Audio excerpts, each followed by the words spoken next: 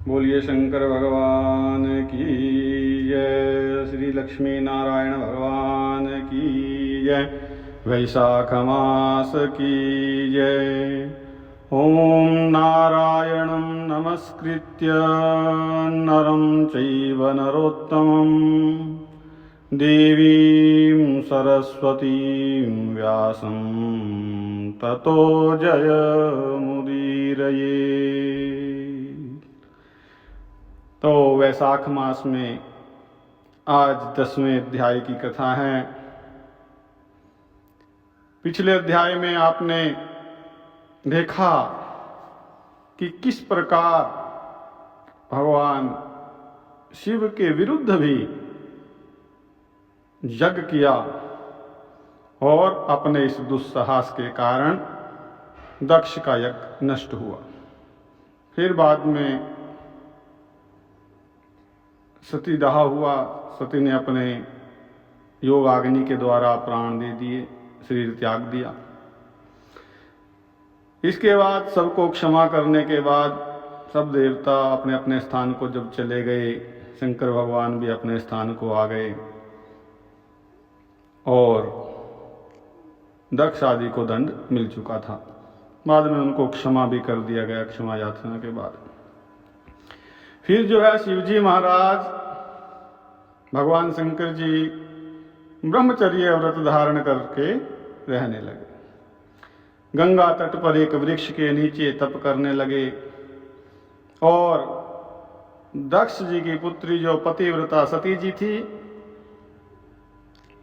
उन्होंने राजा हिमाचल के घर उनकी स्त्री मेनका के गर्भ से पार्वती जी के रूप में जन्म लिया और वहीं पर उनका पालन पोषण होने लगा।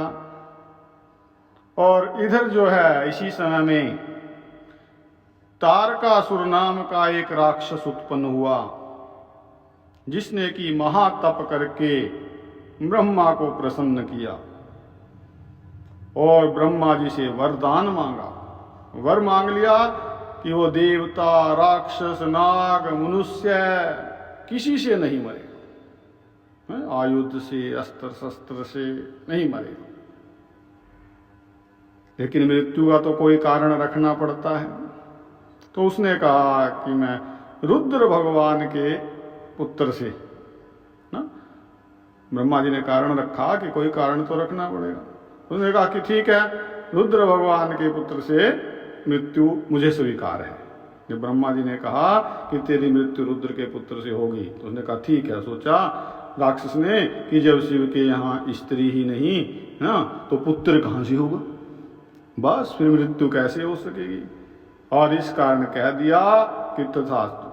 तो ऐसा वर पा करके तारकासुर ने सबको दुख देना आरंभ कर दिया। अब यहाँ देखने वाली बात क्या है कि तप से, यज्ञ से शक्तियां तो प्राप्त होती हैं, सबको वर पा लेते हैं, लेकिन जो उसका अपात्र होता है, राक्षस होता है, वो उन शक्तियों का प्रयोग जो है दूसरों को दुख देने के लिए करता है, दूसरों का जो अधिकार है उसको छीनने के लिए करता है। और ऋषि लोग, देव लोग जो हैं वो परोपकार के लिए उन शक्तियों का प्रयोग करते हैं। बस यही यहाँ अंतर है। तो देवताओं को उसने अपना दास बना लिया कि मृत्यु का डर जरूरी है, मृत्यु का डर निकल गया तो इसलिए ज्यादा अभिमान हो गया, भाई मुझे तो कोई मार नहीं सकता, बस लड़ने झगड़ने लगा। उनकी देवताओं की स्त्रियां जो देवांगनाएं थी, उनको अपनी दासी बना लिया, दासियां। इस प्रकार जब देवता अत्यंत दुखी हो गए तो वे ब्रह्मा जी के पास पहुंचे। ब्रह्मा जी ने उनके दुख को सुन करके कहा कि चिंता ना करो, वर देते समय हमने उस राक्षस को कहा था कि उसकी मृत्यु जो है शिव के पुत्र के हाथ से हो जाएगी, इसलिए अब शिव का पुत्र उसको मार सकता है और कोई उपाय नहीं है। इसलिए ऐसा उपाय करो कि जिससे भगवान शिव जी का, उनकी स्त्री जो सती है, जिसने अब जिस पहले जो है दक्ष के यज्ञ में अपने प्राण त्याग दिए थे, उसने अब पार्वती के रूप में हिमाचल के घर जन्म लिया है। परंतु रुद्र भगवान जो है हिमाचल के शिखर पर घोर तप कर रहे हैं। तो उपाय क्या करना, जिससे रुद्र और पार्वती के साथ पाणी ग्रहण हो जाए, रुद्र का भगवान शिव का और पार्वती का विवाह हो जाए।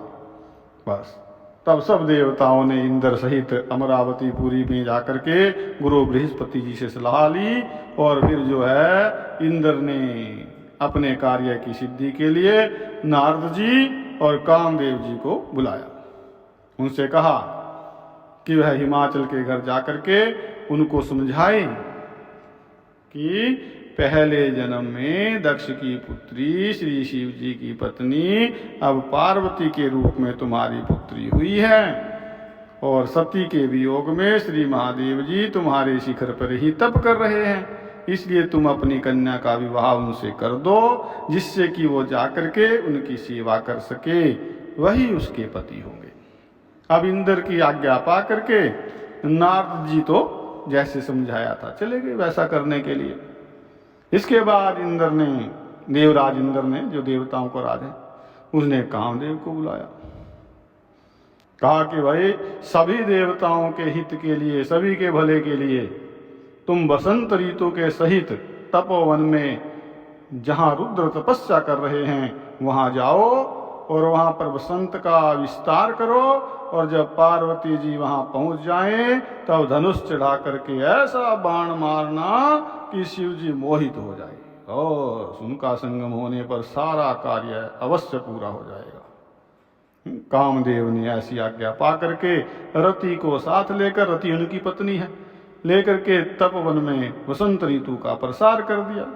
उस समय जो है श्री महादेव जी के पास उनकी सेवा करने के लिए पार्वती जी आई हुई थी, बैठी हुई थी, कि तभी कामदेव ने पीछे की तरफ से वृक्ष की ओट में होकर के शिव जी को एक बाण मारा, तो शिव जी का मन जो है चलायमान हो गया।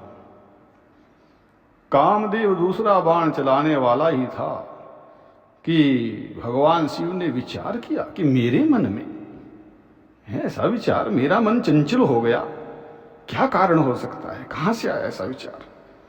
और जब उन्होंने चारों तरफ देखा तो दिखाई दिया कामदेव, बस अब क्या था, क्रोध से अपने मस्तक से तीसरा नेत्र हो, और उसमें से ऐसी अग्नि उत्पन्न हुई जिससे कि सारा संसार भयभीत हो गया, और उस अग्नि से धनुष सहित कामदेव भस्म।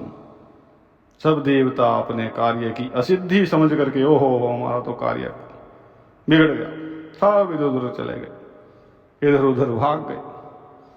पार्वती जी भी डर के मारे भैया क्या हो गया, एक तरफ जाकर के खड़ी हो गई। तब स्त्री की निकटता दूर करने के लिए महादेव जी भी, भगवान शंकर भी वहां से अंतर्ध्यान हो गए।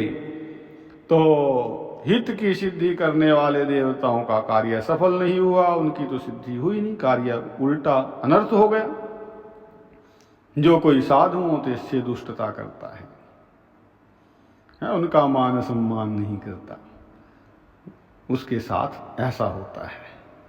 तो महान संत, महान साधु, सबसे बड़े साधुओं के साधु, योगियों के योगी, देवों के देव महादेव हैं, उनका अपमान, इस कारण से दक्ष का भी यज्ञ नष्ट हुआ था, और यहाँ जो है कामदेव को भी नष्ट होना पड़ा। तो इसी प्रकार जो है, जो वो इक्ष्वाकु वंश का राजा था, उसने भी साधुओं को अप्रिय किया था। वो भली भांति साधुओं की सेवा नहीं करता था, तिरस्कार किया था उसने साधुओं, और इसीलिए उसने महान दुख भोगे और बुरी योनि में जन्म लिया। और इसी प्रकार जो है कामदेव ने शिव जी का अप्रिय करने से दुख उठाए।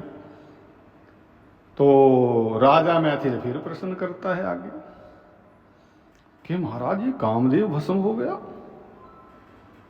फिर उसकी उत्पत्ति दोबारा कैसे हुई? तो इसका उत्तर जो है श्रुतदेव जी कहते हैं कि ये कथा स्वामी कार्तिक के जन्म की है, जो कि बड़ा यश और पुण्य देने वाली है। लेकिन ये कथा जो है 11वें अध्याय में आएगी। यहीं पर ये अध्याय 10वां जो है विश्राम को प्राप्त होता है। बोलिए वैशाख मास की जय। हरि ओम।